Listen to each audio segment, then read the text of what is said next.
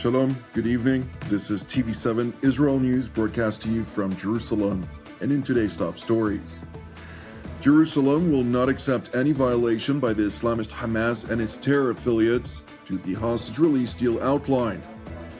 President Donald Trump calls on Egypt and Jordan to take in Palestinians from the Gaza Strip.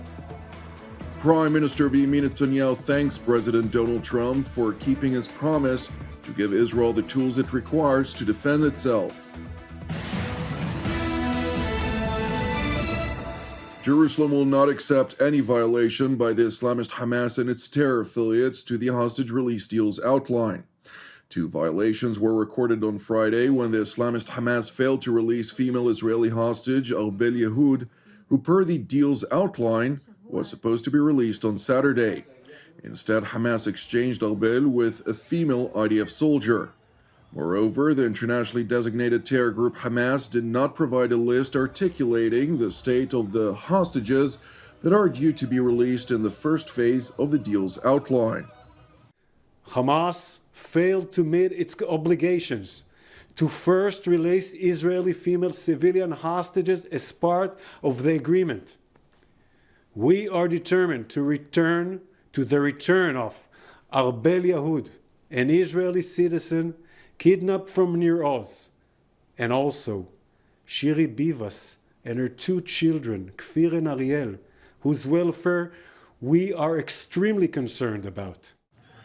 Meanwhile, on Saturday morning, Hamas paraded the four IDF soldiers, publicly displaying a Hamas terror operative signing a document before handing over the female soldiers to the Red Cross, a clear attempt by the Islamist Hamas to portray itself as a victor in a charade that also showcased dozens of female Hamas operatives proclaiming victory in support of the terror group's narrative. اليوم الشفاء من الأسرى المفقودين والشهداء والبيوت المهدمة حسبي الله ونعم الوكيل يا رب انصرنا على القوم الكافرين انت يا الله والنصر للمقاومة النصر للمقاومة الحمد لله رب العالمين شكرا لكم كثير كل واحد جاهد وقاوم في سبيل الله والرحمة للشهداء. Upon arrival in Israel, the four released hostages were taken to Beit Son Hospital for an initial medical evaluation and treatment. Good evening. A short while ago, we welcomed Karina, Naama, Daniela, and Liri back home to Israel at Beit Hospital's returnees ward. This is a moment that all of us have longed for. After an initial medical assessment, I am pleased to report that their medical condition is stable and we are here to provide them with the necessary care and emotional support. While the four released female soldiers were warmly welcomed after 477 days in Hamas captivity, IDF spokesman Rear Admiral Daniel Hagari stressed that Israel cannot and will not forget the 90 hostages, including women, children, and elderly, who still remain in brutal conditions in Hamas captivity. Today, as part of these ongoing efforts, we welcomed home four more Israeli hostages after 477 days in Hamas captivity. Liri Elbag, age 19, Naama Levi, age 20, Karina Arayev, age 20, Daniela Gilboa, age 20, four IDF soldiers who were all abducted by Hamas from Nahal Oz on October 7th, 2023. Today, we salute and embrace them and their families as they reunite just now after so long. We cannot and will not forget the 90 hostages, including women, children, and elderly men, still remain in brutal conditions in Hamas captivity. Our mission is not over until every single hostage comes home. It is important to stress that Jerusalem refused to allow Hamas to violate the hostage release deal with impunity. In response to the violations, Prime Minister Benjamin Netanyahu instructed to prevent Gazan civilians from returning to the northern part of the enclave on Sunday, which effectively placed significant pressure on Hamas to adhere to the outline. Subsequently, after hours of vigorous negotiations, the Islamist Hamas succumbed to Israel's demands, as part of which the hostages Arbel Yehud, the female soldier Agam Berger, and an additional male hostage will be released this upcoming Thursday, in addition to the 3 hostages that will be released on Saturday, per the agreement's outline. Moreover, Hamas provided the list that articulates the well-being of the hostages, information that has been immediately relayed to the families of the remaining 90 Israelis in Hamas captivity. We appreciate and thank the efforts of all international mediators, United States, Qatar, and Egypt, and we expect them to make sure Hamas stands in accordance with the agreement. IDF troops will continue to be deployed and operate and to do everything to protect the citizens of Israel. In exchange for the release of the 4 hostages this past Saturday, Israel released 200 convicted terror operatives to Judea, Samaria, and the Gaza Strip, with over a dozen terrorists with consecutive life sentences for multiple accounts of murder of Israeli civilians, including elderly, women, children, and infants. Moreover, thousands of Gazans traveled back to the northern Gaza Strip after Israel received necessary assurances from the United States.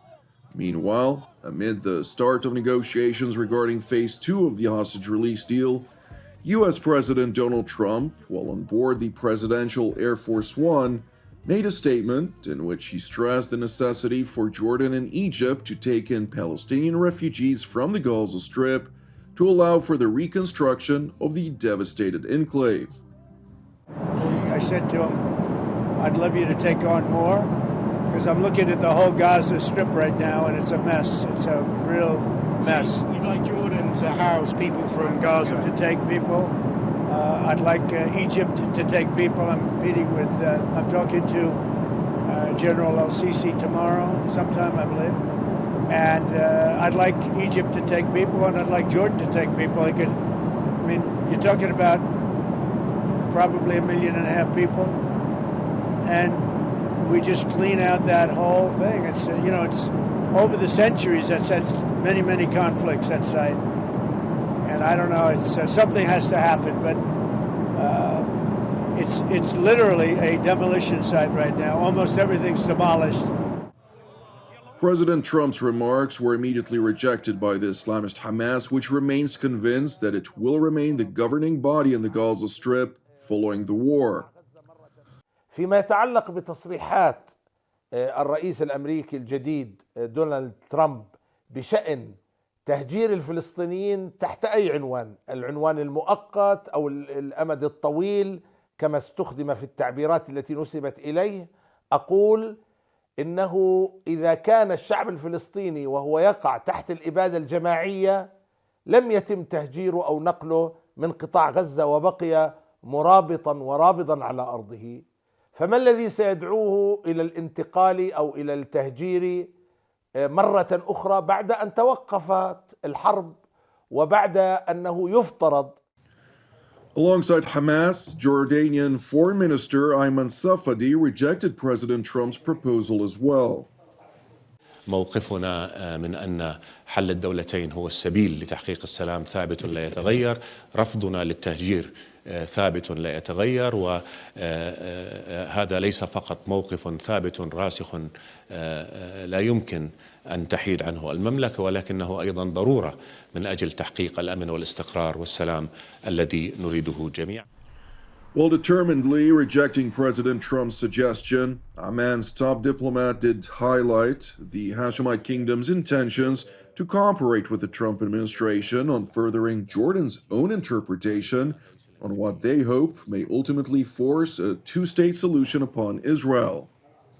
نتطلع إلى العمل مع الإدارة الأمريكية القادمة. الرئيس الأمريكي دونالد ترامب كان واضحا في قوله أنه يريد تحقيق السلام في المنطقة، وفي ذلك نحن له شركاء، والسلام الذي نريده والذي تستحقه المنطقة والذي يضمن الأمن والاستقرار هو السلام الذي تقبله الشعوب والذي يلبي حقوق الشعوب والذي يلبي تحديدا حق الشعب الفلسطيني في العيش بحرية وكرامة على ترابه الوطني الفلسطيني.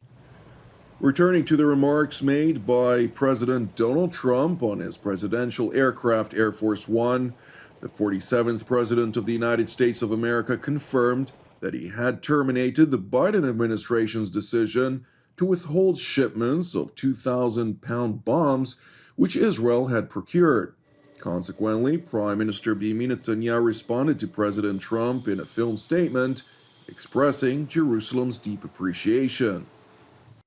Thank you, President Trump, for keeping your promise to give Israel the tools it needs to defend itself, to confront our common enemies, and to secure a future of peace and prosperity. Thank you for watching TV7 Israel News. It is important to know that TV7 Israel is a non-profit ministry with all of our productions exclusively reliant on monthly donations. Therefore, I would like to thank all of you who proactively support TV7 Israel. A note further, if you're blessed by the content of our programs, I would like to encourage you to donate. You can do so via our website at www.tv7israelnews.com. Separately, I'd like to encourage you, pray for the peace of Jerusalem and salvation of Israel. I'm Jonathan Hessen wishing you a Shavua Mevorach, and God willing, we will see you during our next update. Until then, Shalom from Jerusalem.